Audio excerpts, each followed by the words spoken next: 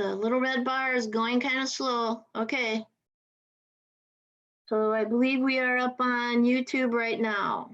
Looks like we are meeting, we got a message saying meeting is now streaming live on YouTube. Okay.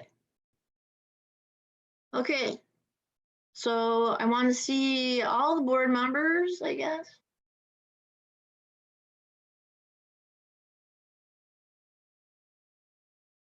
Looks like we're all here. Okay.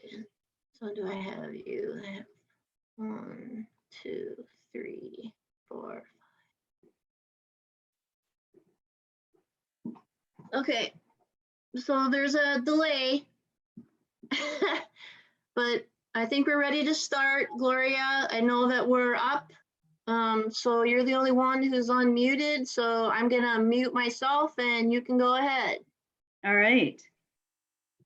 Thank you so much, Barb, for your help, and all of our tech folks for getting us on YouTube and getting us all coordinated here. This is just an amazing time. I did not ever think that we would actually have to do a board meeting online, but we did it. We're here. We've adjusted. We're moving fairly quickly here, so appreciate all the board members and their work and their patience, and all of our community who's watching right now for signing on with us tonight. So we'll go ahead and get the meeting started. Go ahead and call the meeting to order. We're going to start by recitation of the vision statement. Every school will be a thriving school that prepares every student to graduate from high school, college, career, and community ready. Next on, we're going to move to suspend the rules for in-person public appearances. I move to suspend the rules and suspend in-person public appearances for this meeting. Second. Discussion? All those in favor, raise your hand. Aye. So that Barb can- Aye. Anika. Anika, your advisory vote, sorry. All those in favor, raise your hand again so that, okay, Barb, it looks like we have all board members raising their hand. Any opposed? All right, motion passes. We do not have any approval of minutes.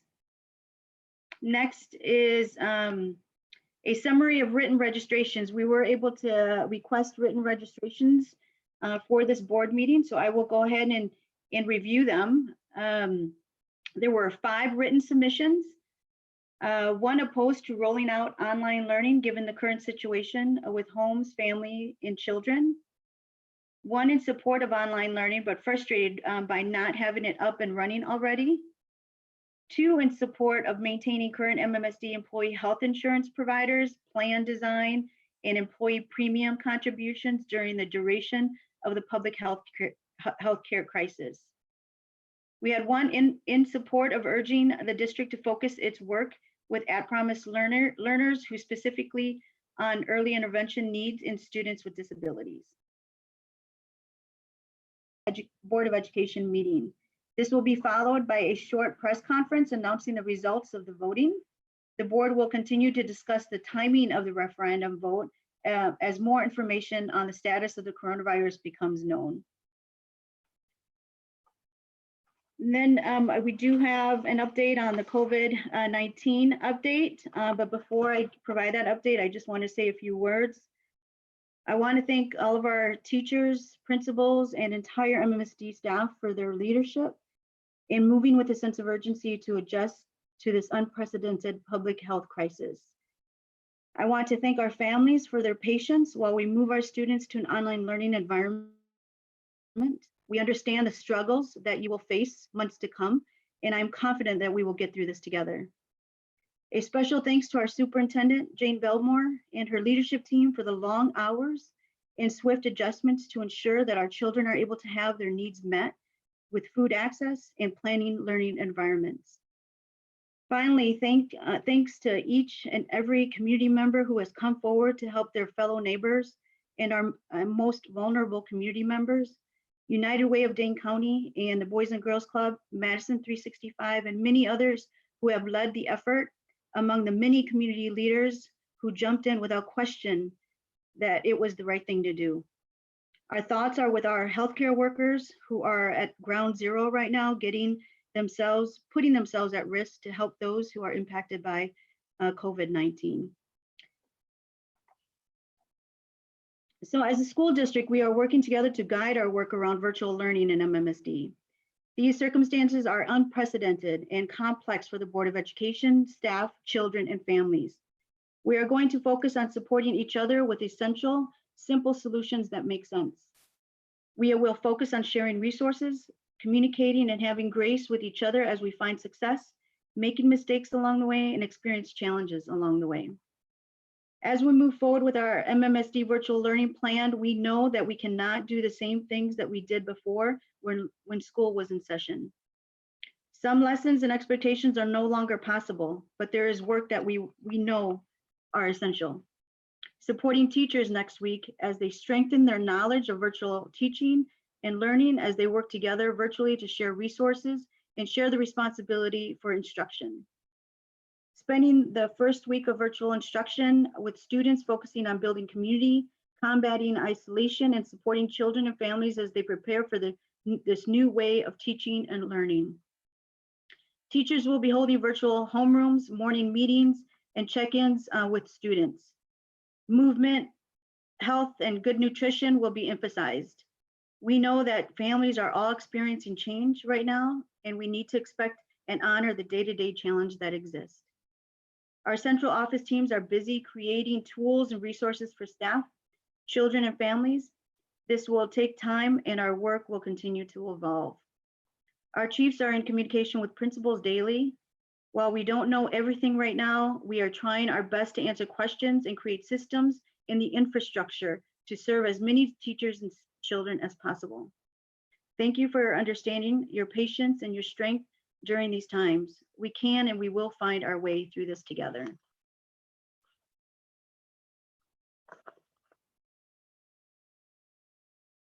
Next, we will move on to report on items that proceeded through the instruction work group held on March 2nd, 2020. And I will hand it over to Ananda immediately. Thank you, President Gloria. Thank you everyone for patience as we're moving through this really challenging time. We had two items, the last instruction work group. One is the opportunity use and microschool update. There's no action item on that. We were able to see the progress of the microschool. I think overall the board was really pleased on the presentation and also excited to see what's going to be next, what's the future hold for the microschool. The second item was the bullying and policy revision. Bren did a really good job on researching and updating some archaic language that we don't actually use in the district anymore. That item is going to be followed later on in our agenda for an action. For our April 6th meeting, we're going to have the Badger Rock Middle School contract. We'll look at the graduation policy revision, and we're also going to get an update of the K-5 literacy.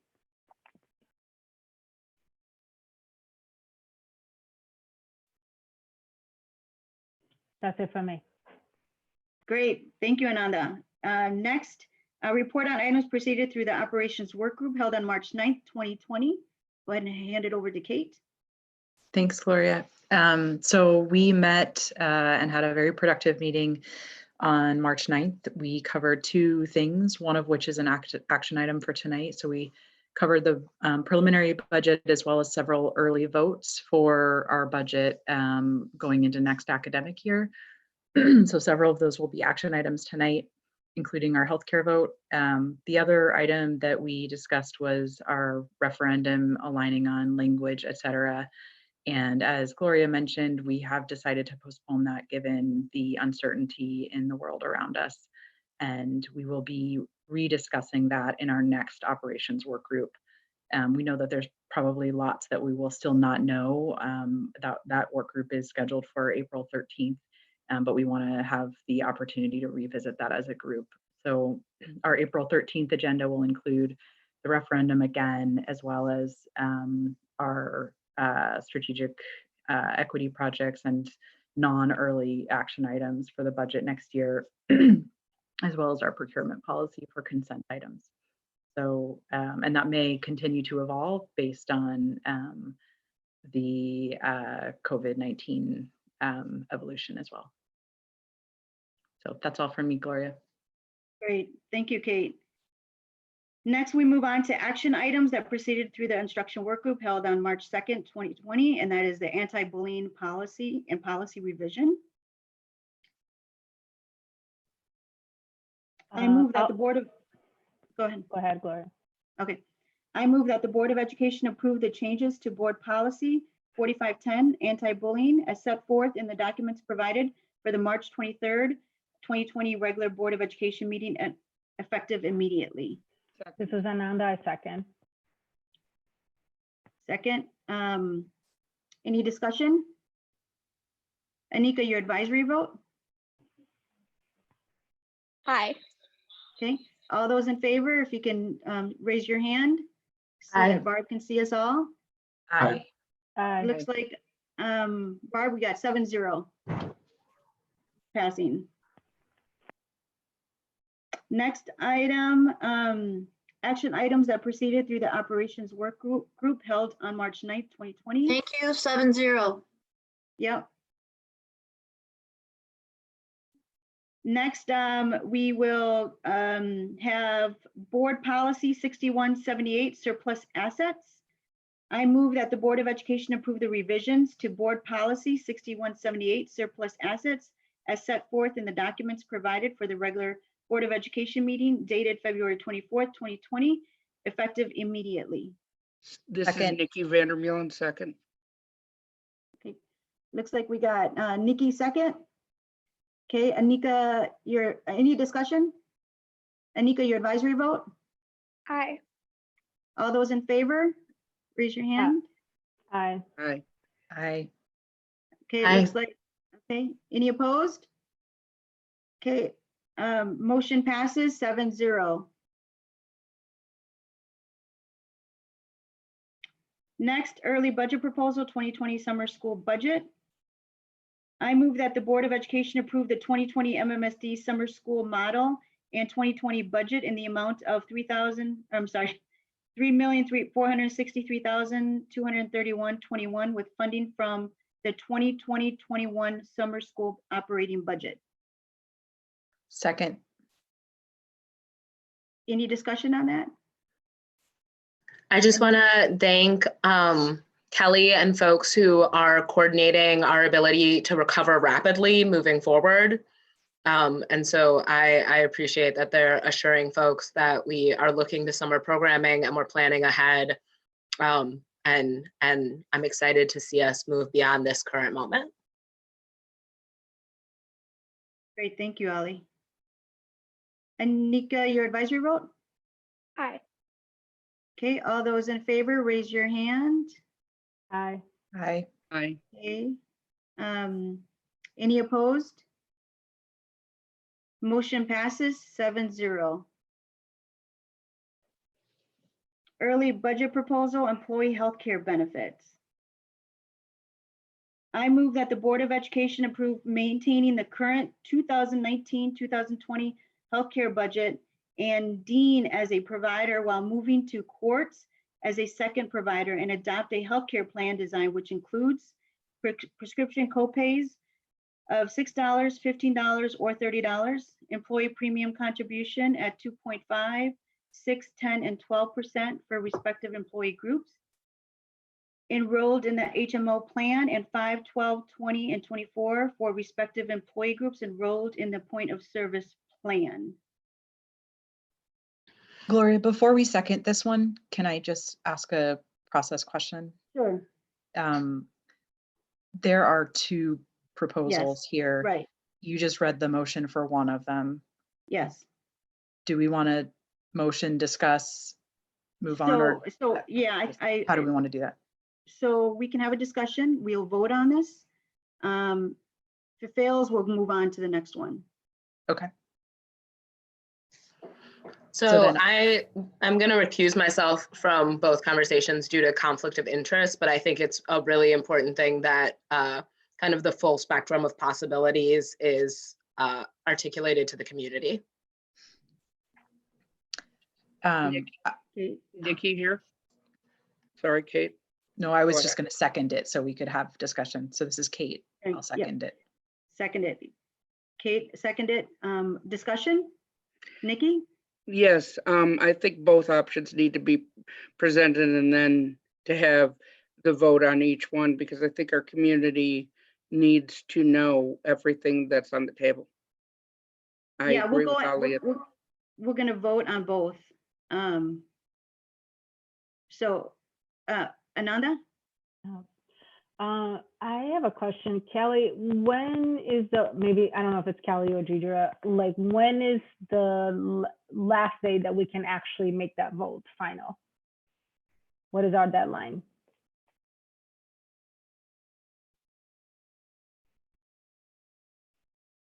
Is Kelly on? Yep, I'm here. Yep. Sorry, it took me a minute to get unmuted. So our draft budget book is due in April. So all major decisions, as per our budget process, are expected to be made by April. So making this decision tonight allows us to create the budget book and move it forward to you in April. And is the next April meeting too late for that? The April regular board meeting is when we release the draft budget book. So it is too late for this. I just wanted to share that I feel very conflicted having this meeting. I know we have exemptions to have without public comment. There's a lot of things happening to our employees right now, the same way that it's happening to us. And in addition, trying to understand what the both proposals are and how it's impacting everyone, I just find it very inadvisable to move this item forward to a vote. I don't know if we can have a conversation about how much more we can delay, especially because today also everyone received another really serious message from our governor around a different level, a higher level of quarantine. So I would like to have some conversation about when would, can we delay, even for a special meeting in a couple of weeks. Okay, so you want to delay this vote tonight? Okay, Correct, Gloria. Given that we weren't able to have actually, live public comments, and given the fact that today also we received, everyone received. Okay, any should other I jump on now? Jane, we can Jane, you're hear not you. muted. Jane, you're not muted. Okay, thank you. Okay, Nikki, did you have something else? I was just going to second my colleague Ananda. I believe right now, from everything I'm hearing from people, the number of emails, the number of phone calls, we have people in an absolute panic right about now. And so if we can postpone it, I would be glad to do so. That's just my 2 cents. So Deirdre here, if I could just jump in here really quickly. I think it'll be important for the team to understand. I'm going to have Rochelle just join us here and just talk very specifically about why this vote is important to happen tonight.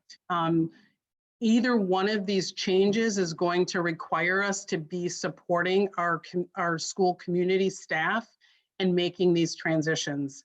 So any type of delay is not going to allow us to roll these changes out in the respectful way that we would want to do that. So that's part of our concern, but I'd love for Rochelle to step in here to talk specifically about the carrier expectations and sort of the 90-day window that we should be providing them as well. Yep. Thank you, Deirdre. So on top of just communicating to our employees, we also have contractual requirements that we need to work with for the carriers. Specifically, it takes about 90 days from the approval to push out ID cards for our employees. and to have the contracts ready in place for a July 1st rollout. So even if we were to push this out by 3 weeks, it puts us behind the game and it might make it more difficult for a smooth transition on July 1st. Thank you both, Deidre and Rochelle. I think that it's no doubt a challenging moment, right? But the board is still expected to make decisions. And I think around healthcare, we have to make this decision tonight. We've talked about this extensively, and I'm not sure waiting 3 weeks will change or help matters. I mean, I don't see that having another meeting about this will change. Kate? Jane, do you want to go before me? You've been trying to jump in. Yeah, I do. Okay, I do. Jane, and then I'll jump in after. Okay, thanks, you guys. Not quite as adept at this Zoom meeting yet as I should be, but after doing about 15 this week, I should be really good at it, but I'm not. I just wanted to jump in here and again, echo Gloria's thank you to everybody for all this. And this is a really important decision, and the board will be voting on this. And I just feel like it's my responsibility to reinforce the fiscal challenges that Madison is facing that are only exacerbated by the unknown expenses that are not budgeted related to school closure. The board was presented 2 options at the operations work group meeting on March 9th. With the feedback from that meeting, the 2 options going forward are to switch to courts, update pharmacy, and keep retirees, or to keep GHC, add $100 and $200 deductible, update the pharmacy, and keep retirees. In both options, there is a need to change employee premium contributions to meet budget allocations. Both options continue to provide high quality health care for our employees. On the one hand, a good number of our staff, about 30%, had the courts plan and were sad to leave it the last time we changed plans back in 2017. Those staff would most likely be pleased to return to courts. Moving to courts would provide a $9 million cumulative savings over the next 4 years. Although some have expressed concerns around the work it would take to move courts, our team has experienced supporting a switch like this and have been planning for remote implementation if that were the direction the board chose to go. On the other hand, we do have folks who have been with GHC and most likely would like to remain with GHC. About 70% of our enrolled are with GHC and would like to keep their providers during these unknown times. Unfortunately, the only way to manage rising healthcare costs is by modifying our healthcare plan. And selecting one of these options tonight, delaying the vote is not recommended for the reasons that Kelly had stated, but also successfully communicating these changes with the staff on either change, plan design, or carrier switch will take time, especially because of the complex nature of the changes. We will be supporting staff with these changes through mailings, videos, and potential small group meetings. It also takes time to update information with the carriers, and we will need 90 days for updated contracts and ID cards to be delivered to homes prior to July 1st. Since 83% of our costs are employees, there are limited ways in which we can reduce costs going forward. If we were not to use the healthcare lever, we would have to look at our other primary budget levers, such as our class size ratios across the district. Decisions related to salary, including reducing funding for steps, lanes, or base wage. A reminder that any change would not happen until July 1st. And I want to reiterate for the board that both of the plan options proposed would be, both of the plan options will provide high quality health care for our staff. And they both allow us to stay competitive with other districts. Thank you, Jane. Kate? Thanks, Jane. So maybe just to kind of come back to the discussion of when we make this decision. I appreciate that there's a lot of uncertainty right now about many things, including health, obviously. I also think we did have a very good discussion in our work group around this topic. We did have public comment at that point on this topic. We did have MTI have the opportunity there to come and weigh in. So I do think, you know, we've done kind of the due process that we generally commit to having one discussion in a work group first, where we expect people to come more topical usually and share their public comment. And between now and whenever we could vote, which is really a period of 1 or 2 weeks at a maximum, we're not going to be meeting in public again. So I think we're facing a similar kind of voting situation and public comment situation, irrespective of when we make this decision. We let the team move forward with their budget planning. We also need to make this decision before we finalize any referendum numbers, which we, again, you know, lots of things up in the air, but we do hope to do that in our April operations work group. So there's a lot of things that kind of are pending based on this topic. So I would at least like to move forward with a decision tonight, if we are able to. And like, thank you, Kate, for that. And I think, as you mentioned earlier, we do have 2 options here tonight. And so I can read them both before we vote and then go back, like Nikki suggested, if that makes it easier. Ananda, did you have something before we move on?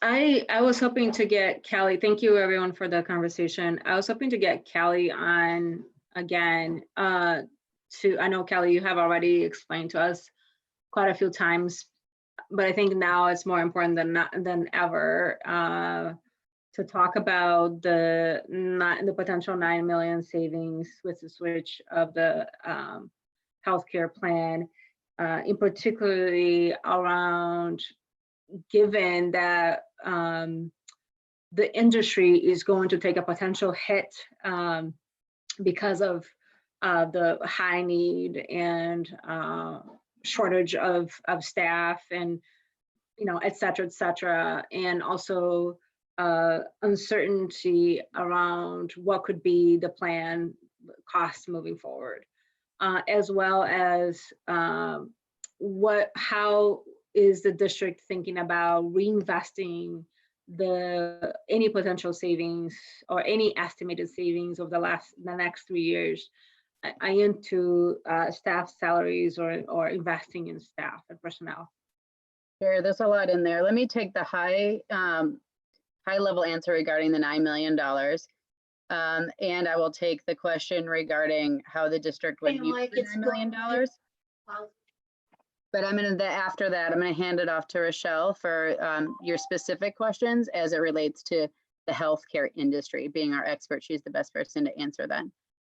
So the $9 million is a pretty basic computation based off of our current healthcare budget, playing it out over this year and the following 3 years, what the cumulative impact is over the GHC rates in comparison to the courts rates.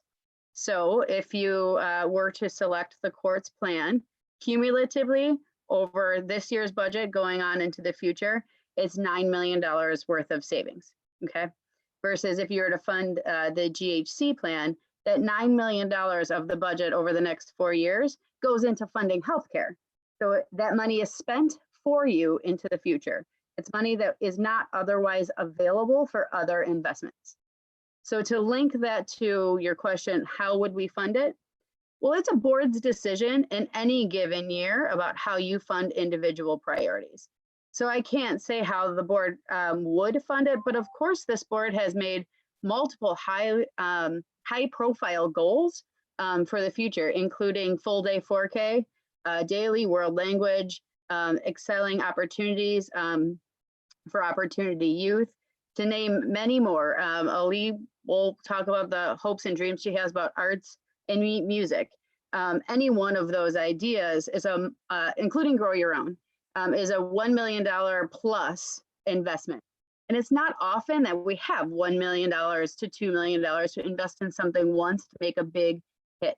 So it's just kind of like an opportunity conversation between the two without I can't commit the board to how you might actually spend that in the future. Rochelle, I'm hoping you can jump on now to talk about the healthcare industry. My gut tells me that it's probably a good thing that we finished our negotiations before all this happened, but I'll let you jump in.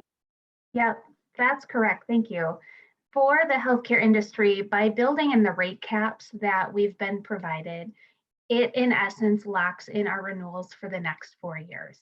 So if the healthcare industry were to tank and let's say our claims go up and they're higher than what those rate guarantees are, the insurance carriers still have locked into those rate guarantees, ensuring that for the next 4 years, we know exactly what our budget is going to look like on the GHC plan or the Dean plan.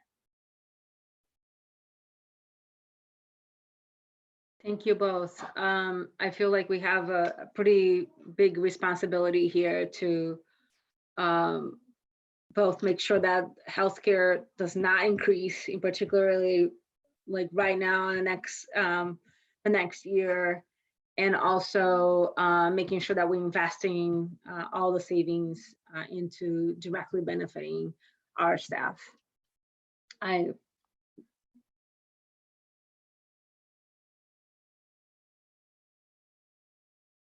Oh, I'm muted. Thank you, Sorry. Ananda.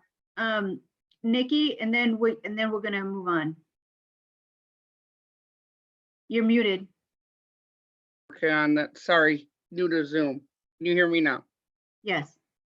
I think that moving the majority of our teachers and staff on insurance during a pandemic isn't the wisest. And that's the only thing I want to say on that. Thank you very much for everyone's hard work. Thank you, Kelly. Thank you, Deidre. My understanding is that that won't be a factor until next school year. Is that correct? July Is it 1st. July 1st?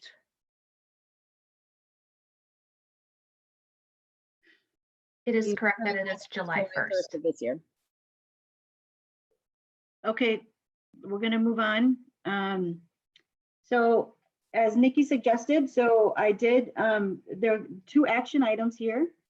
One is to approve maintaining the current 2019-2020 healthcare budget and Dean as a provider while moving to courts as a second provider, and adopt the healthcare plan design, which includes the prescription copays, which I read earlier, $6, $15, $30, employee premium contribution at 2.5, 6, 10, and 12% for respective employee groups enrolled in the HMO plan, and 5, 12, 20, and 24 for respective employee groups enrolled in the point of service plan.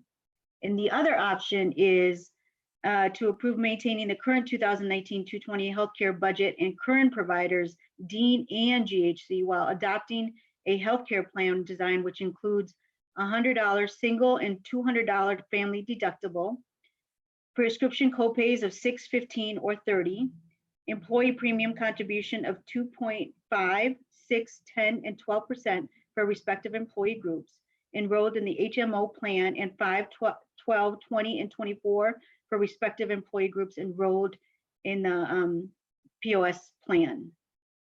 Gloria, I wanted to check with Sherry. I think you have to call for a vote on the first one because it has a motion and a second. Right. I was just reading the 2 options that we have so that everybody is clear what the options are. Okay.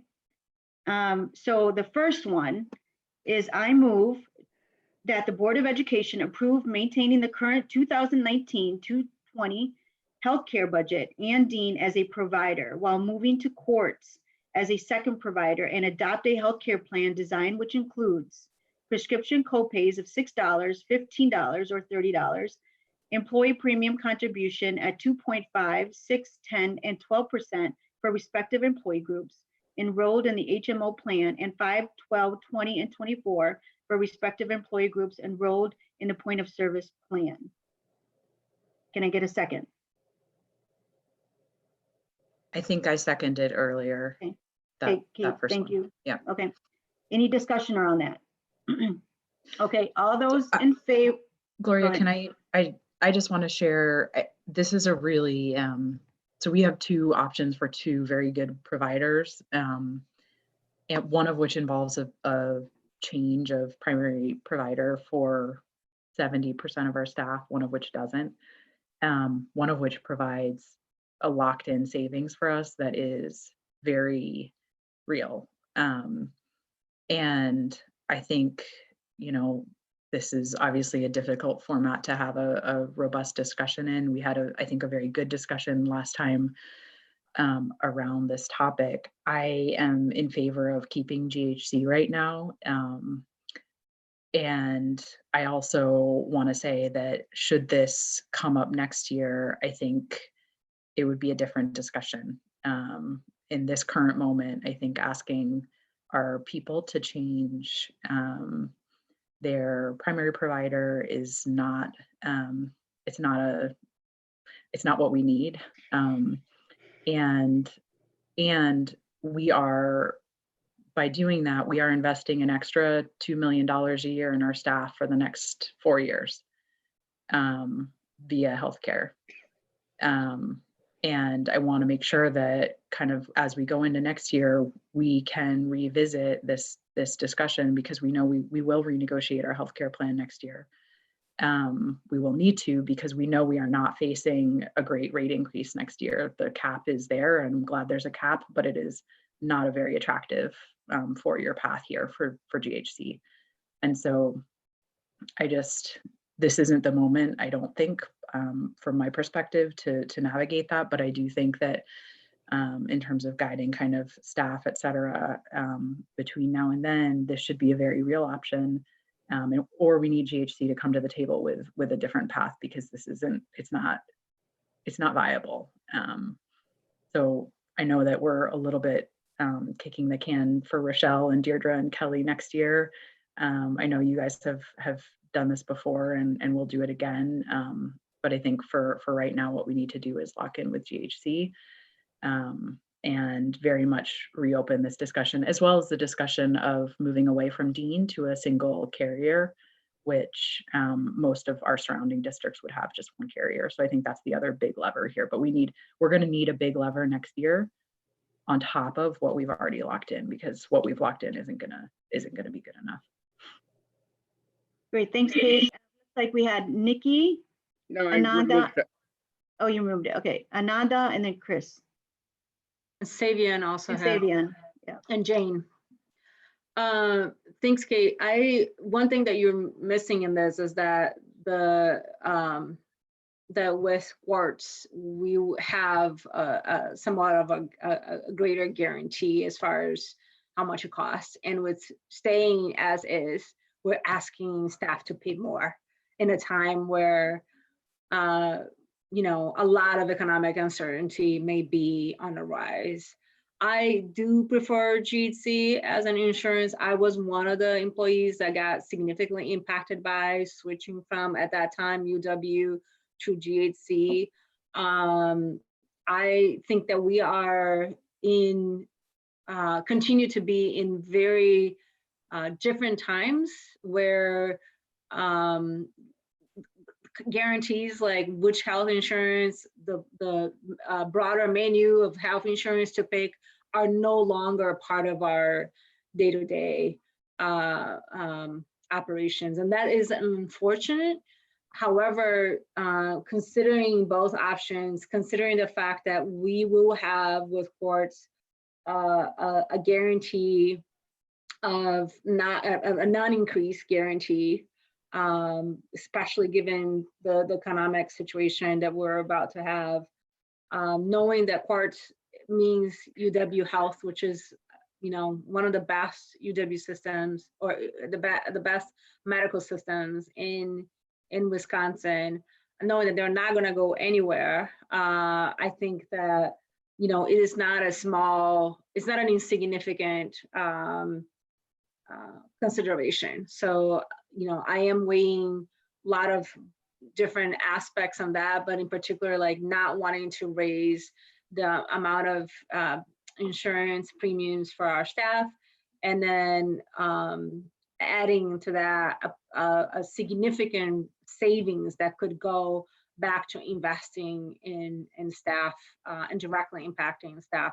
I think that there's many arguments to be made around those two options. There's a lot of pros and cons and about both of them.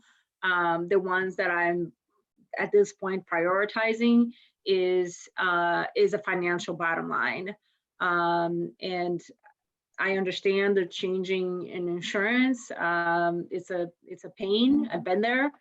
But given that next year we're going to have to go back and not know how much GHC is going to charge us, and then having to do this every year. So if we don't change now, we'll change next year. It does not feel a good strategy. And then on top of that, lose this opportunity to have considerable savings. I feel that it's really important for us to consider. Thank you, Gloria. Okay, Chris? So first of all, I want to thank Kelly and her team for providing us with 4-year projections for the 2 different health plans. It's really, really helpful to have that long-term picture. So thank you so much for that work. I believe at this point in time, we need to prioritize stability for our staff. They've asked us for this loud and clear. They've asked to stay in GHC despite the fact that it costs more, and they're asking us to invest in them. And I think we need to make that investment in our staff by sticking with GHC, keeping our retirees on our health plan, which appears to be the option in both possible votes we're going to take tonight. This just is not the right time to be asking our staff to go out and find new primary care doctors. It's not the right time to be finding some of the other things that don't translate well between GHC and courts, like counselors or complementary medicine. For the sake of our staff and based on what they have been communicating to us, I strongly support sticking with GHC. Great, thank you, Chris. Savion? Thank you, and really thank you again to the team from Kelly and Rochelle and Deidre for the very thorough work that's been done so far. I think, especially right now when there's so much uncertainty, it's hard to place a premium on certainty and do favor GHC. However, the 4-year projections are just not sustainable for the things we want to do. And $9 million over 4 years is material and significant that can go back into staff compensation or strategic equity projects or staff retention strategies as well. However, in this time of a lot of uncertainty, I think we can't put a price on certainty for our staff this year and peace of mind.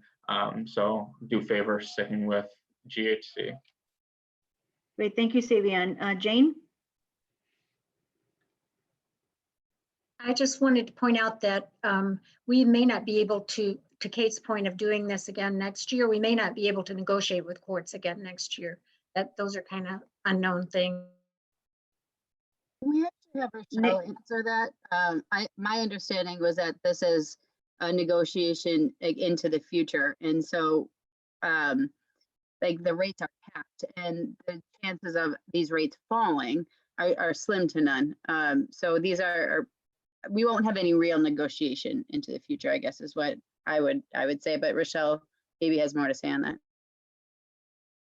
I would agree that the rates that courts gave us for this year are really only available to us through July 1st.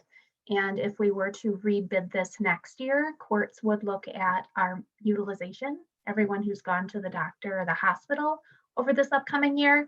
And just the way the world looks at this point, I would feel confident saying that the 0% renewal that they're giving us now will not be on the table in the future. Great, thank you. Nikki? Yes, as much as I like courts, I'm a UW Health person, I can't go with switching our staff, 70% of our staff during a pandemic. I as someone with disabilities who's tried to get counselors, who's tried to get OTs, who's tried to get insurance coverage with Medicare and Medicaid, which I did when I was younger, I know that stress, and I don't want to put it on our teachers. I don't want to put it on our staff. as much as tempting as the courts offer is, I have to go with the GHC one. Thank you, Nikki. Ananda, did you have something else? Kate, yeah, I think Kate was before me. I was just going to re-verify actually, Ananda, based on your comments. I think the EPC is identical for both GHC and court. So the employee contribution is the same for either. The deductible is a slight difference, but maybe Kelly or Rochelle can, I just wanted to clarify that because I know we're not looking at anything right now, so it's difficult. That's correct. The employee premium contribution is the same percentage. It's the deductible that is the differentiator. And what's the difference there, Rochelle? For the deductible, we do not have a deductible at this point. So if we stuck with courts, there would be no deductible. If we move to the GHC plan with the deductible, it's $100 for a single person, $200 for a family. Okay, thank you. Thank you, Rochelle, for that. And then I think and just to clarify, to reiterate, because we had the instruction work group a while ago. I'm sorry, the operations work group a while ago. With courts, we have a guarantee of the rates the next 3 years. With GHC, we will go back to have to renegotiate. So I see Kate is moving her head. No, Rochelle, go for the it. GHC gave us rate caps for the next 3 years as well. They are But just that's crazy. larger than the courts rate. So the increase is not this year. So this year is the same for both of them. But next year is when it's increasing. This year, if we were to stay with GHC, our rates go up 2.5%. With courts, they stay flat. Okay, so that's clarified Kate's question. Correct, Kate, do you understand what I was arguing before? So we are asking our staff to pay more for insurance by staying the same way. And I understand where, like, 2 years, in 2016, I was also in support of not changing the insurance and keeping UW.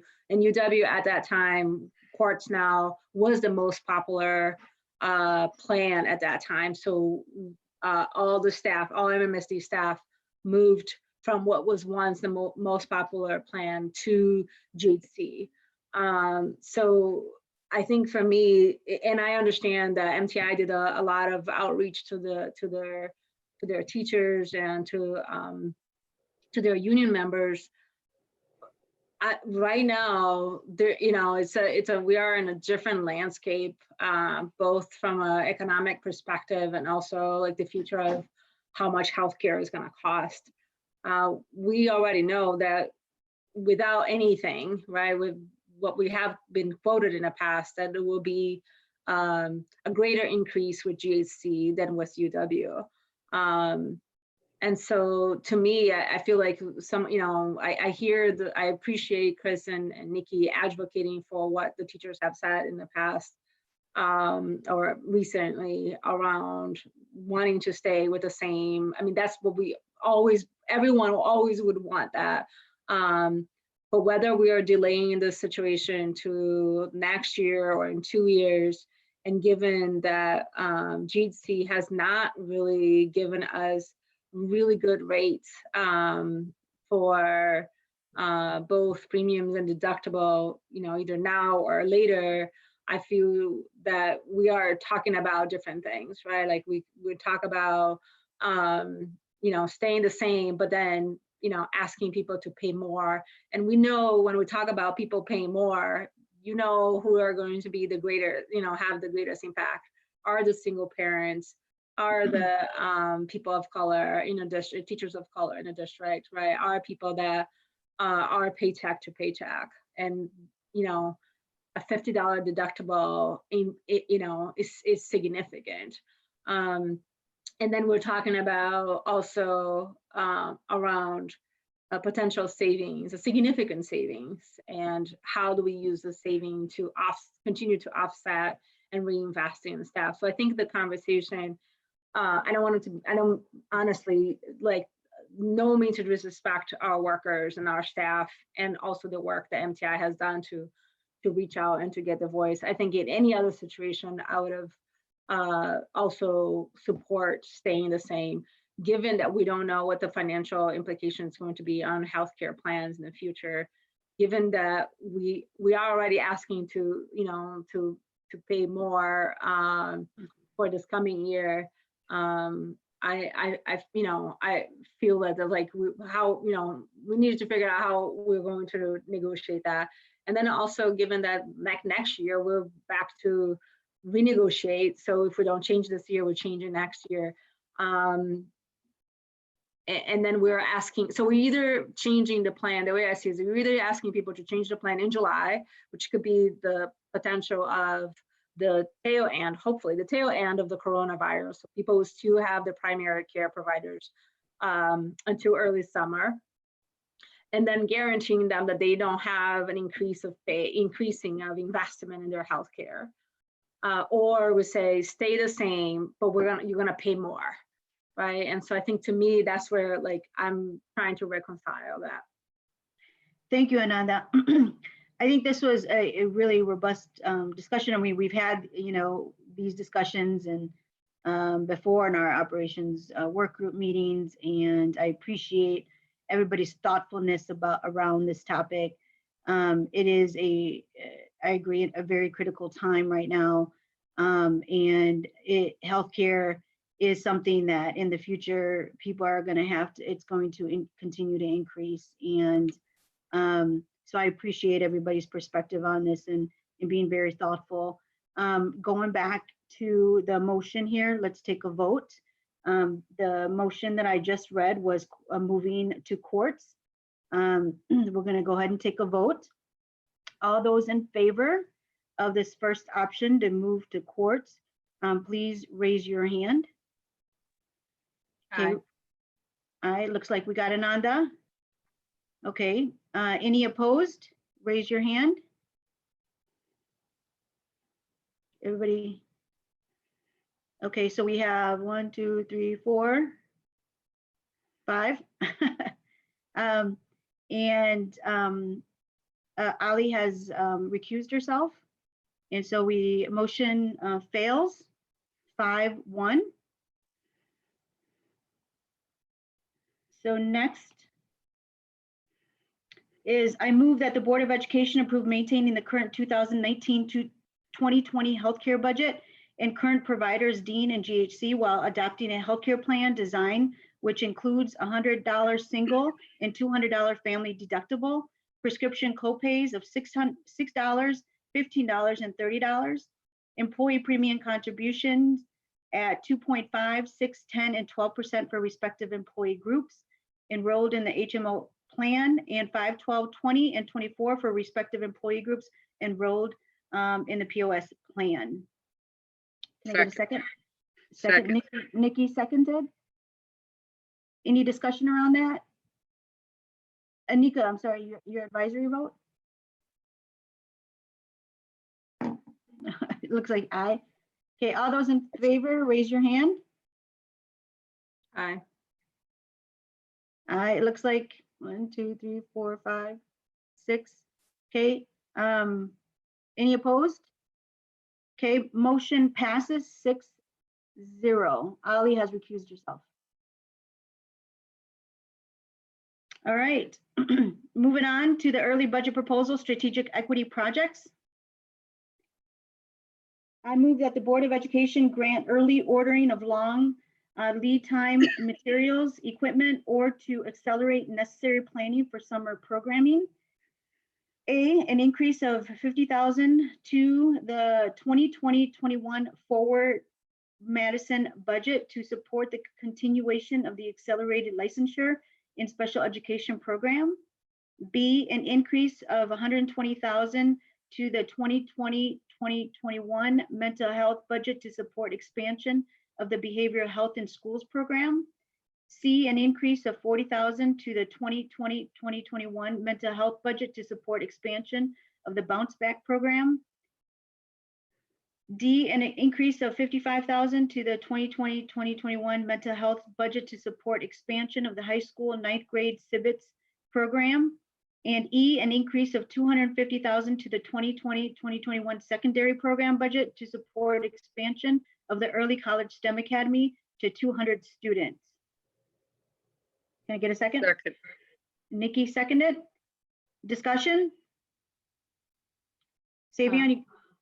Savion? Yeah, this is something that I've talked about in the past and will continue to in the future, but supporting the mental wellness of our students is probably one of the most important things we can do as a school district. So continued investment in our mental health initiatives, as more and more students are reporting signs of anxiety and depression, is really critical to our students' social emotional growth and to their learning as well. So thank you.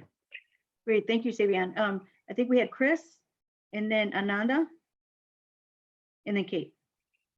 I want to echo what Savion said about mental health investments. They're absolutely critical, and I'm just really appreciative that we are continuing down the path of growing all of those programs. I just had a quick question about the grant support for Early College STEM Academy. Currently, I believe the budget for that program, total budget is 1.3 million, and of that, we're getting about $500,000 covered by grants, which is awesome. How long are those grants expected to continue?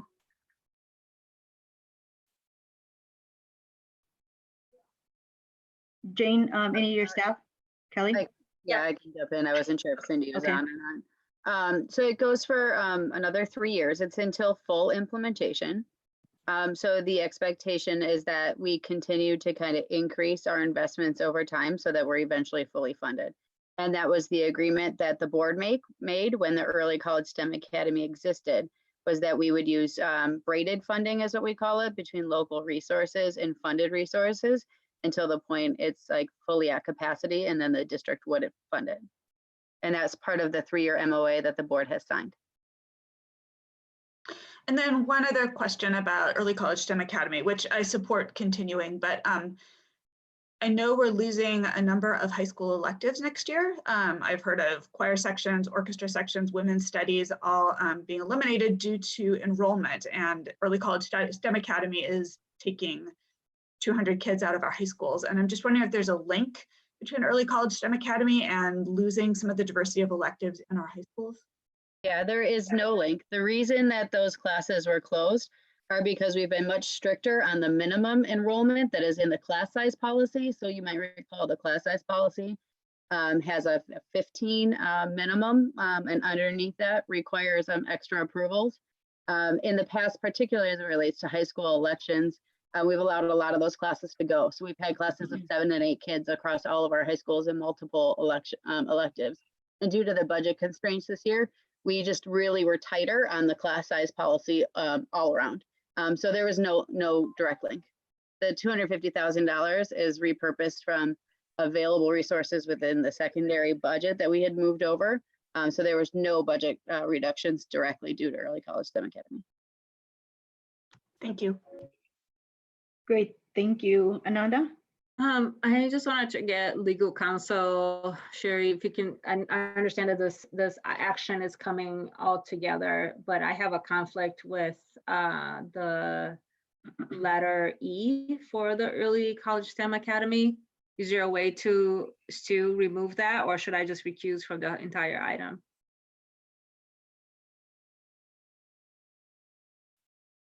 I can't hear you. Is she on? Is Sherry on? She muted. Okay. Oh, there she is. Well, we still can't hear you, Sherry. Try your computer volume. While Sherry's working on that, this is Kelly. I'll go ahead and jump in.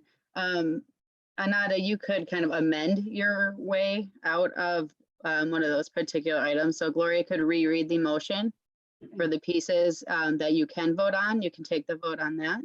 And then you can read this a separate motion with that one piece that you could then abstain from, if that's the way you want to do it. Yes, that would be good. Is that okay, Gloria? Yeah, I'll go ahead and reread it. Okay, I move that the Board of Education grant early approval for the, of the following 2020 budget request to facilitate timely ordering of long lead, wait a minute, am I in the wrong one? Yeah, okay. Long lead time materials, equipment, or to accelerate necessary planning for summer programming. So A, an increase of 50,000 to the 2020-21 Forward Madison budget to support the continuation of the accelerated licensure and special education program. B, an increase in 120,000 to the 2021 mental health budget to support expansion of the behavioral health in schools program. C, an increase of $40,000 to the 2020-2021 mental health budget to support expansion of the bounce back program. And D, an increase of 55,000 to the 2020-2021 mental health budget to support expansion of the high school 9th grade CBITS program. Second. Second, Nikki seconded. All those in favor, raise your hand. Or did you have a discussion? I just had one more comment on Okay, this one. The behavioral health in schools, which is a part of the package that we will vote on momentarily. We had discussed understanding if there was a possibility to accelerate expansion there.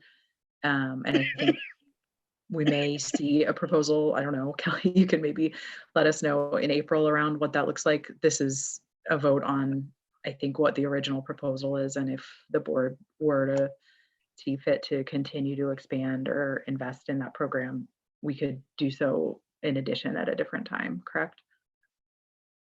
Any additional investments you might want to make for the April operation work group. Okay. okay, anything else?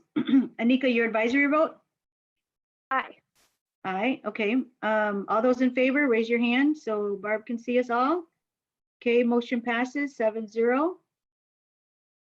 Okay, next one is, I move. We have to vote Yep, on on the the E. E now. Yep. I move that the Board of Education, I'm sorry, Barb. Ananda, I'm just gonna go to, she's recusing herself from item E. Correct, Barb. Thank you. Okay, so no, so we don't have to read that again? Yes, you do. No. You can read it again if you want to, Gloria. Go ahead. I'll go ahead and read it. She will not abstain. Ananda is abstaining from this next vote. And do we have to pass it? We have to read it to pass it.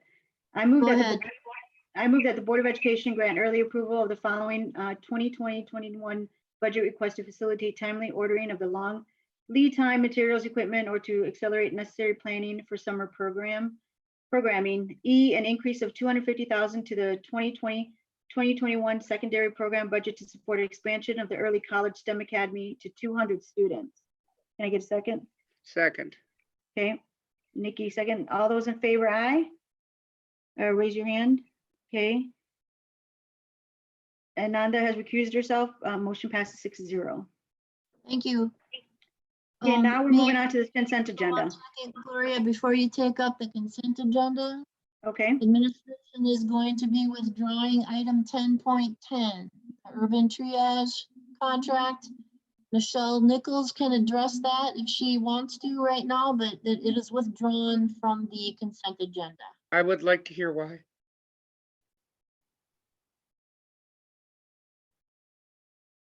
Hey, Michelle, good can you- evening. Can you hear me?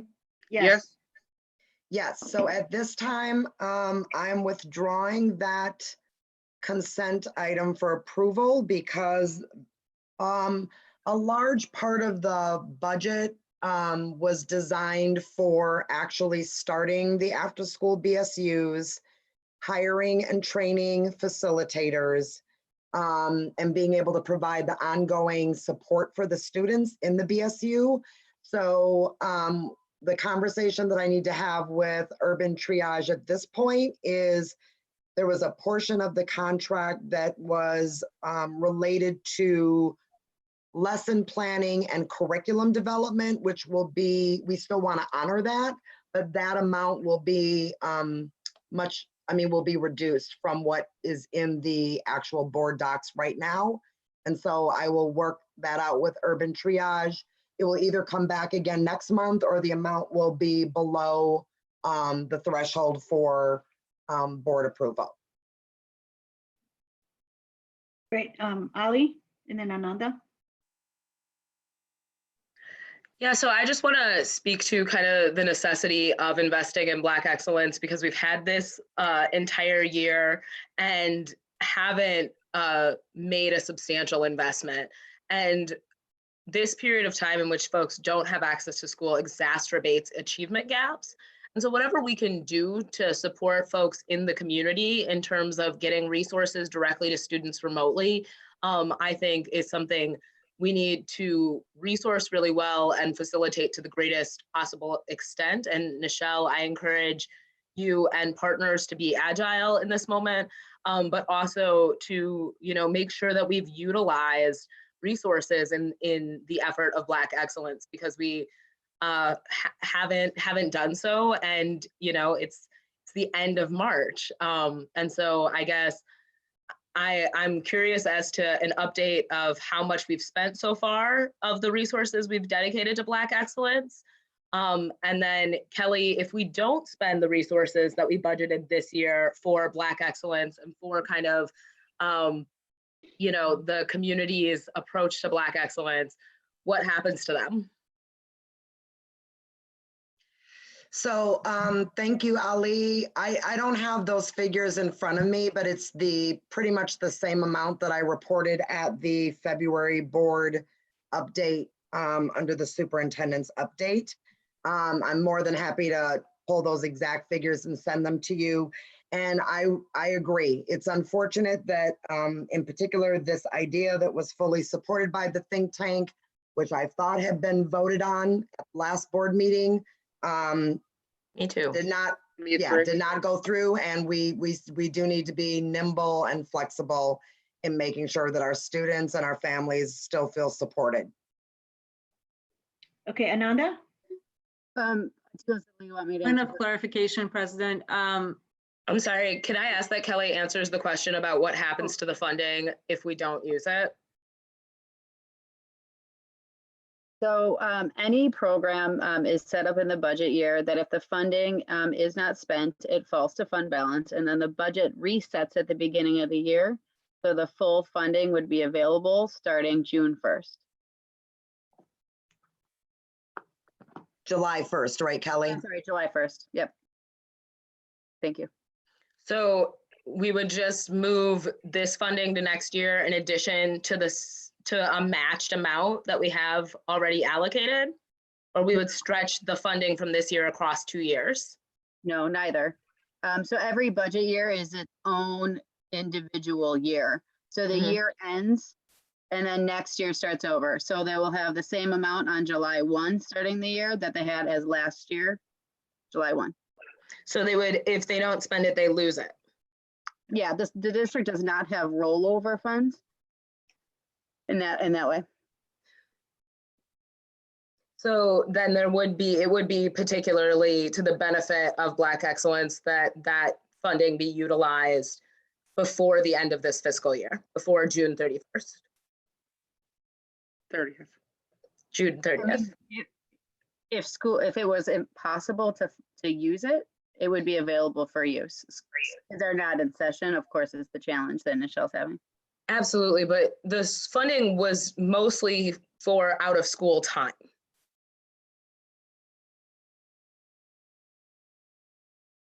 So yes, it was for mostly out of school time. And it's, as Nichelle said, she'll have to adjust. Okay. They're going to do some adjustment based on current circumstances, I imagine, right? And how they would be able to interact and still do this work Kicked off. without compromising the health of our children and families during this time. Because even if we would have passed it, I mean, whatever happened at our last board meeting, right? I mean, it still would have been an issue. I think Nichelle's work in trying to work with Urban Triage is going to be very helpful in really trying to navigate and be innovative on how to still do this work under current circumstances. It's true. I just think under current circumstances that it's important we support the communities we have committed to supporting. And so I encourage Nichelle and Urban Triage to find a way to utilize resources right now when kids need resources Exactly. to do what's best for our students. Right, Thank you. exactly. Okay, Ananda, Ananda, were you next? Yeah, just a point of clarification. Are we discussing on a consent agenda, or have we moved the consent agenda forward or not yet? No, we are not. We are, Okay, we are just wanted talking to about make urban sure. triage, yeah. So on that, elevating the concerns that Ali has, I have a similar grant that does similar work around professional learnings and whatnot that has been impacted by the social distancing. The way we have decided to invest is actually to purchase curriculum. There are, I think the board, what I'm hearing from folks is that the board is supportive of actually the flexibility of what can we do given that the situation of social distancing could last as late as June, hopefully not, but can we purchase curriculum? Can we purchase equipment to set ourselves up in a positive way, in a way that that next year we can leverage the entire budget line to really hit the ground running with urban triage. Thank you. Great, thank you. Nikki? Is there a way to make a motion at this point About urban triage. about urban triage? Okay. I'd like to make a motion to restore the funding to urban triage on the grounds that it be used in a out of school capacity with the same dollar amount. Point of clarification, where's- was the item removed from the consent agenda? So Nichelle is requesting that the item be moved from the consent agenda. It was not supposed to be there because Nichelle is still working with urban triage on those logistics. I would imagine that it would come back to us at a future board meeting. Is that That's correct, Nichelle? Are you on? That was Maybe the Sherry thing. can clarify for us. Who? So administration is formally removing it from the consent agenda. So not appropriate to take a motion on it at this time. It will come back in April. Thank you. Okay. Thank you, great, Barb, and thank you, Sherry. We still can't hear you. Savion, did you have something before we move on? This is the Yeah, last. I want to know if it's possible that we could add this to the April operations work group meeting on possible uses of the remaining fund balance of the Black Excellence Fund. I think it is significant and material that we lose a significant amount of money essentially by June 30th if it goes unspent. I think that could be a productive conversation for the community on how to encourage learning during this time. Okay, great. Jane, can you make a note of that? Okay, Kate. Yep. Okay, Yeah, good. well, Kelly and I will pick it up. Yep. All right, sounds good. All right, so we are moving on to the consent agenda. It is recommended that the Board of Education adopt and approve all of the motions set forth in section 10 of the electronic agenda prepared for the March 23rd, 2020 regular school board meeting exactly as said motions are written. By voting affirmatively on this motion, a board member expresses his or her affirmative vote on each of the motions consolidated hereby, subject to any express separations that have been made by any member of the school board.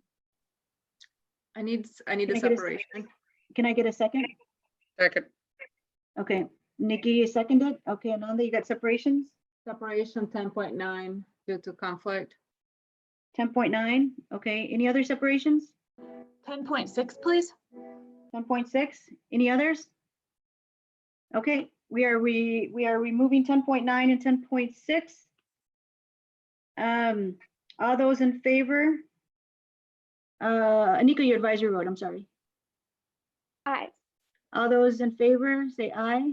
Aye. Your hand Aye. raised. Okay, looks like motion passes. 7-0, thank you.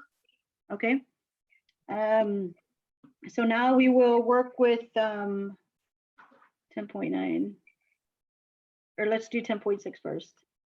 Curricular learning materials. I move that the Board of Education approve the curricular learning materials purchasing options, adoptions in the total amount of $262,802.10 with the funding from the 2019-2020 Curriculum and Instruction CRLM budget. Can I get a second? Second, this is Kate. Okay, Kate. And any discussion, Chris? So I pulled this as I did last month because I would like to amend this to remove the anatomage tables. I'm not going to talk a lot about this because I talked last month about it, but we've got science labs that are desperately underfunded, and I think we just can't justify spending this much money on these tables. I've also talked with staff in the last month and heard that there's actually a lot of interest in Chromebook apps that would achieve the same thing as these tables, Chromebook anatomy apps, as opposed to purchasing these tables because it gives kids the ability to take it home and use it at home. Or, you know, with the tables, you can only use it in the location where these very large tables are located. And with a Chromebook app, you can actually carry it with you and use it at home for homework. So for that reason, I would like to amend this to read, I move that the Board of Education approve the curricular learning materials purchasing adoptions, omitting the anatomage purchases in the total amount of $125,793.10 with funding from the 2019-20 Curriculum and Instruction CLRM budget. Second. All right, discussion on that? Can you reread the amendment, please, Chris? Sure. I move that the Board of Education approve the curricular learning materials purchasing adoptions, omitting the anatomage purchases in the total amount of $125,793.10 with funding from the 2019-20 Curriculum and Instruction CLRM budget. Second. Oh, Kate? Can we just have someone from staff comment on this? I don't know enough about the topic at hand to That would be have an Lisa. opinion. Yep. I'd be happy to comment on this. So this is an example of technology that is 2D and 3D and simulates for students a medical environment in which they are doing their learning. We prioritize this purchase within our CLRM budget for secondaries because it gets resources to students remotely. And these are experiences that students actually can't get within a book, through a lecture, or even on an app on their phone. This promotes teamwork, allows students to see interconnections between body parts, and allows them to do team activities and collaboration with the tables. I think we have experienced more in the last couple of days about the need for our students to have up-to-date and working technology. The teachers of the classes where this would be used are actually enthusiastically supporting this. These would be used in the classes that are anatomy and physiology, health, medical terminology, body structure and function, and would reach approximately 700 students this year. There would be a table stationed at Memorial and East that we could rotate on a quarterly basis, so more students could have access to that. And there is a plan to purchase 2 future tables once our teachers have used this. We expect this to be a really exciting and engaging opportunity for students that they could not receive anywhere else. Great, thank you, Lisa. Nikki? Okay, so 700 students this year. So we have, just quick question, we have 27,000 students. We're only helping 700, and if our science labs aren't working, I don't understand how this would benefit the majority. I'm just curious, and I'm just asking. I don't mean any offense whatsoever. Thank you, Nikki. Any other discussion around this? Ali? Chris, I greatly appreciate you speaking to kind of the cost per student and kind of really deep diving this and having conversations with educators about some of kind of the material ability to support this kind of learning and some of the things in which folks feel there's a greater level of need. At this time, I guess I've come into contact with these tables before, and I think they are kind of exceptionally interesting. But educationally necessary, I think, is a little bit of a stretch, or to say there's no other way that kids can come into kind of this level of dissective learning around anatomy. Just kind of undercuts so much learning that's happened before these tables, or that went into even the kind of creation and forming of these tables, which wasn't them. And so I think it's a complex decision to make, but I lean towards Chris's points because I think they're really valid points. And I thank you for looking into it thoroughly. Great, thank you. Okay, so we have a motion on the table by Chris, an amended motion. So we're gonna go ahead and vote on that. Okay, I'm gonna go ahead and reread it. Kate, do you have something? We're voting on the amendment right now, correct? Amendment, yep, the amendment. Okay, this is the You want me amendment. to reread it, Gloria, or are we good? I think I got it. I move that the Board of Education approve the curricular learning materials, omitting the anonymous, I can't even pronounce that term. Chris? Anatomage, I think. Anatomage, okay. Version in the amount of 125,793.10, right? Yep. Okay. With the funding from the 2019-2020 curriculum and instruction CRLM budget. Can I get a second? Second. Okay, all those in favor, say aye, raise your hand and say aye. Aye. Oh, okay. Okay, so we got 1, 2, 3, 4. All right. So 4 ayes. Any opposed? Okay, 1. I think it's just me. All right. Well, I'm sorry, can you show me who's in favor of that again, please? It's Nikki, Lee, Chris, Sabian, okay. and Ali. 4 to And 3. Okay, 4th. I was gonna No. abstain. I don't know enough Kate to. abstained. Ananda Kate is abstain. abstaining. Ananda's Ananda's abstaining. abstaining. Amanda, And I'm are you a abstaining no. as well? And Gloria's a no. Ananda and Kate are abstaining. Sorry, the audio wasn't great. So, okay, So you have it? You have it, Barb? yes, I do, thank you. Okay, so now I'm gonna read the original motion, okay? I move that the Board of Education approve the curricular learning materials purchasing adoptions in the total amount of $262,802.10 with the funding from the 2019-2020 curriculum and instruction CRLM budget. Can I get a second? Second. Second. Okay, Kate, second.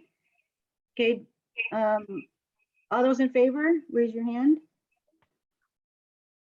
Looks like we got 3, 4. We're voting on the amended, so the amendment passed. So now we're voting on the motion On the for the whole motion. Original CLRM. vote, original Right. motion. The original motion. Correct, without the tables, that's correct. Oh, without the tables? Without the tables. Wait, Then no, I'm this in. is with the tables, right? No, this is with the tables. The amendment passed. The amendment Okay. passed, so then You they, just voted to take the tables out. And that passed. And that So passed. you So need to go I'm, back and do the rest of it because now the CRLM will pass without the tables. Is Okay. that clarified? So if we vote yes on this, we're voting for it without the tables. correct. Okay, thank you. I appreciate that. okay. Okay, say aye, raise your hand. Aye. Aye. Aye. 1, 2, 3, 4, 5, 6, 7. Awesome, thank you. Okay. Next item is the 10.9. Correct. It is the contract for Natural Circles of Support Hawthorne, O'Keefe, Senate, and Thoreau. I move that the Board of Education approve entering into a contract for services with the Natural Circles of Support to deliver the Circles of Support program at Hawthorne and Thoreau Elementary Schools and O'Keefe and Senate Middle Schools in the amount of up to $40,000 from the 2019-20 Strategic Partnerships Operating Budget, 10,000 from the 2019-20 Student and Staff Support Services Operating Budget, and a 10,000 from the 2019-20 Black Excellence Budget. Can I get a second? Second. Okay, Nikki seconded. Okay, and it looks like Ananda has to recuse herself. Correct. Okay, all those in favor, say aye with your hands up. Aye. Okay, any Thank opposed? you. Okay, motion passes 6-0. Okay. Okay, next, we have other reports to the board is the City of Madison Education Committee. Ananda? Yes, we finally met on March 11th.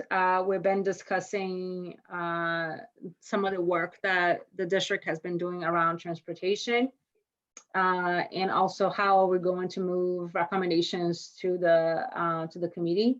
We discussed No, how I'm we- sorry, can you face your speaker a little, get closer to your speaker? Thank you. Yes, I'll try it. So hopefully this is a little better.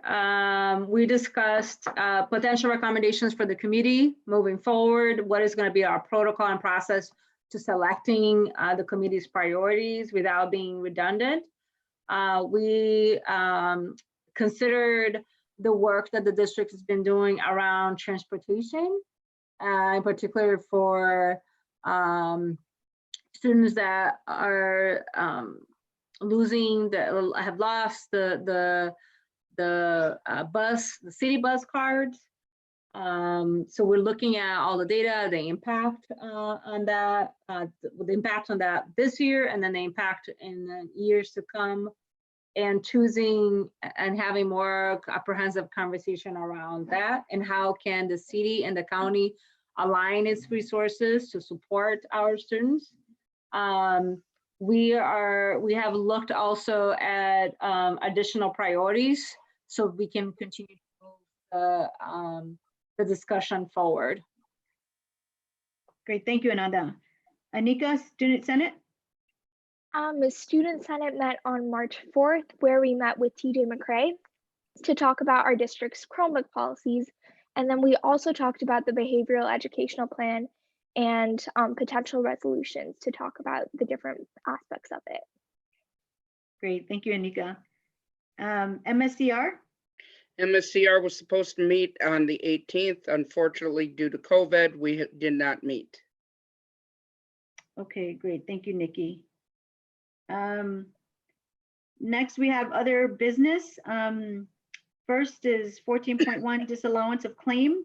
I move that the Board of Education disallow a claim for injuries and damages with said claim having been served on the MMSD on or about January 16, 2020 on behalf of a minor child and the child's parents under Wisconsin State Statute 893.80, and said claim alleging liability-based negligence by the district and district personnel. Can I get a second? Nikki seconded. Any discussion? I don't think we can have a discussion around this issue, but okay. All those in favor, raise your hand. Okay, any opposed? 7-0. 7-0, thank you. A virtual BOE meeting. So this is what we're doing today. So I think it went, I don't know. I'm gonna open it up for discussion, you all. Talk about your concerns, what worked, what didn't. We have staff here. I'll be taking notes as well, and see where we go from here. Nanda, I saw your hand first, and then we'll go with Nikki. Yeah, so first I wanted to say thank you. There are a lot of people that are doing a lot of work behind the scenes to make sure that this happened, and I feel like we did this in extremely timely as well, trying to get everybody to learn a new platform that is not comfortable for everybody. I wanted to give an immense gratitude to Barb that had to negotiate notes, new technology, all of us, and votes. That was not fair to you, Barb, and still you did really amazing. So we needed to figure out how to, in the future, make sure that somebody takes the YouTube, somebody takes, you know, the meeting management component virtually. One thing that I wanted to elevate is the importance of having public comments. That is something that to me is non-negotiable. I felt really conflicted with this meeting without having people to write. There's a lot of assumptions when we ask people to write things. And then I want us to continue to work on making sure that this gets rectified in the future. I know the city is also trying to do the same. Thank you. Thank you, Barb. Thank you, Barb, and thank you, Gloria. Thank you, Ananda. I think Nikki's next. One, thank you, Barb. Anyone who could coordinate 7 people's schedules plus technology is a minor saint, so I appreciate it. But also, I gotta elevate Ananda's comments. The public, we're going to do public comments, which I think are absolutely necessary. We need to at least have the link up longer if we're going to do it only in writing, and I would prefer it being done, even if they have to stand virtually on a platform. I want to hear what the people are saying. Not that the summary isn't good, but I need to hear from the people who are involved, because that's what matters to me. Thank you. Great. Thank you, Nikki. It looks like Ali. Yeah, so I think that this is definitely not an ideal way to meet, although there are the perks of like doing this in our slippers or in our homes. I think that we're doing this because we're obligated to keep our community safe. And so many of the decisions that have been made recently have been really hard decisions. And that's part of the job. That's part of the expectation of the job, is that we take what, you know, kind of the most salient reality and manage it to the best of our ability. And so I think we have to really thank Jane Belmore, who is our interim superintendent. Thank you for working so hard to close schools and to protect our community and protect our students and our teachers. That's not an easy decision to make. And you did that with so much grace and so much inclusion and so much thoughtfulness, and have continued to go the extra mile. It's been phenomenal to watch your team put so much work into making sure that our young people have the resources they need to learn at home, but also are not spreading an illness that is an international pandemic. And so I think it's okay to have kind of a rocky, you know, first board meeting online if it means that we're going to stop the spread of a potentially deadly illness. And Barb, I completely agree with Ananda. We can't thank you enough. You did such an excellent job. By the end of this, you're going to be like the Zoom master, and we'll all be, you know, asking you how it works. So thank you for coordinating us, for bringing us together. I think finding the safest ways for the community to participate at this point in time is what we have to prioritize. And I agree with Nikki and Ananda, it's not ideal, but I think what would be far worse is to have people, you know, jam-packed in a theater getting each other sick. Thank you, Ali. It looks like Mike has something to say. Mike? And then Chris. Good evening, board members. Always Yeah, good to sorry, see Sadie. you and good to be online. I just wanted to let you know that we are in touch with the chief of staff of the city and the city staff. So they are keeping us informed is how we might be able to move the online comments virtually live. We're not there yet, but I just wanted you to know that we're working on it. So thank you, and appreciate your work as well. Great. Thank you, Mike. Okay, so I think, I'm sorry, I spoke out. I think Savion had his hand, and then Chris, and then Kate. Yeah, none of this is certainly ideal, and just wanted to elevate recognizing the leadership from Dr. Belmore and Dr. Herding, and leading the team through this, and really leading in a really profound way on a pandemic, a global pandemic, to keep our students, staff, and school community safe away from getting sick. And you know, technology is boundless. I'm sure that we will be able to find a way that ensures safety and privacy and transparency for the public to give as relevant and in person as possible comment as possible going forward, or however long we have to do this. This is kind of, we're in unprecedented waters here, and just really appreciate everybody rising to the occasion and showing a degree of leadership for the students and educators that we serve. Thank you, Savion. Chris? Again, I want to echo all the appreciation. I too am glad to hear that there is hope on the horizon for getting public comments live at these virtual meetings and not just written.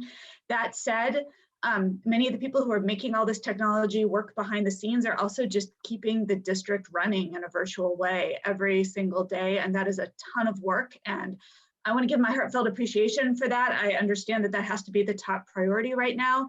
And I'm so grateful that our team is working to not just keep these board meetings going, but also to implement virtual learning for our kids in a way that respects equity. I know they're trying to find laptops and make sure every child is outfitted with a laptop, that we're able to get internet into every house, and that we're compassionate about the stresses in people's lives right now as we move forward with online instruction. So that's a lot. And so thank you so much to the folks who work backstage at every board meeting and who are kind of working backstage to make online instruction happen. You guys are important and you're making this district run right now.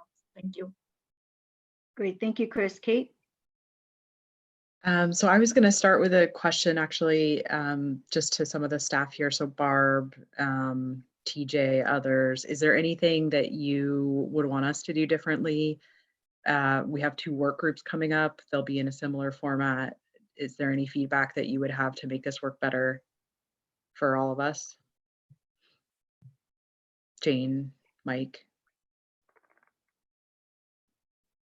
I would just say, I think the more practice we get at it. Oh, you just put yourself on mute again. You went back on mute. And getting more practice is needed. And really getting used to this way of working. It's a different way of working for me. I mean, I'm not anywhere in the technology world that you guys were. I wasn't. I am now. But I think it would be important for us to think about what the opportunities are with this too, because I think there are some additional opportunities. We've had difficulty getting out to schools, and maybe we're going to see that more people can participate in this as we move along. And I would echo the thanks to all the folks behind the scene. They are absolutely fabulous. TJ, I don't know if you want to say anything, or anybody else. Okay. All right, thanks, Jane. And then I will jump on the bandwagon here, I guess, of appreciation. I think Jane, Mike, we have seen a lot of each other lately, and I think your team has worked probably 14, 16 days straight. I don't know what at this point, but it has been such an inspiration to watch you work. You have had absolute clarity of what the right thing to do is in a crisis, and that is what leadership's all about. So I think it's important that the city knows that you and your team have worked your butts off to do the right thing for our staff, for our families, for our kids, and that it has not been straightforward, but that in every decision there is just an absolute lens of how do we do the right thing for people, and that is just completely inspiring to watch, and in a really important role that you have. So thank you for that, and thank you for all you're bringing to this work every day. I'm really excited. I'm glad you brought up the opportunity here. I'm actually really excited to see what comes out of our experimentation with virtual learning. I have 3 little ones, and they all are engaging in different ways, and I'm excited to see what comes out of each one of our teachers and staff experimenting with what works. And so I'm very curious. This isn't an opportunity maybe that any of us would have wished for, but I am very curious what will come of the creativity of both our students and our staff from the situation. So Thank you Great, all for thank your you. wonderful, kind remarks. We Yeah, appreciate it thank on you, part of the Kate. staff. Yeah, You get better. I echo everything that everybody has said. You know, it's just at this time of crisis, you really see the resiliency that we all have and that we all bring. And it's just amazing to have spent some time, you know, closer, you know, to our administration when they're really working under pressure and having to make critical decisions. And I'm just amazed that we were able to pull this through today. I was so nervous. And, you know, Kate is really the calm one. I called her up earlier and she was nervous as well. And I'm like, that doesn't help me. But we got it done. And I think, you know, it really brings out our expertise of people who work within our school district every day.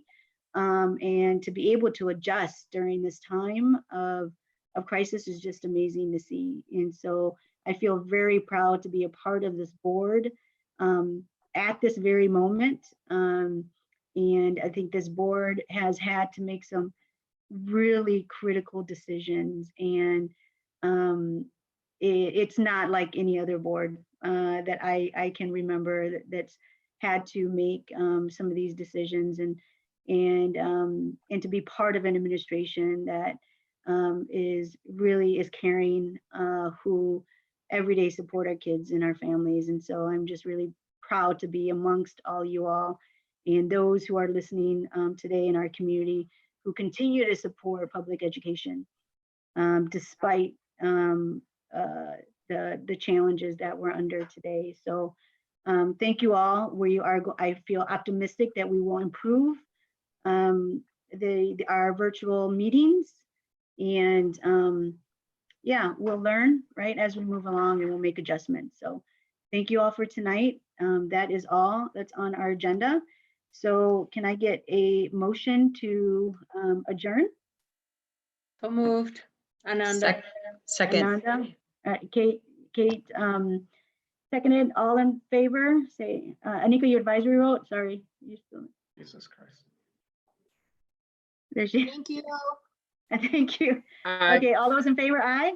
Raise your Aye. hands. Aye. Okay, any opposed? Okay, motion passes. We are adjourned. Thank you all. Have a good night. Good night, Aye. folks. Right.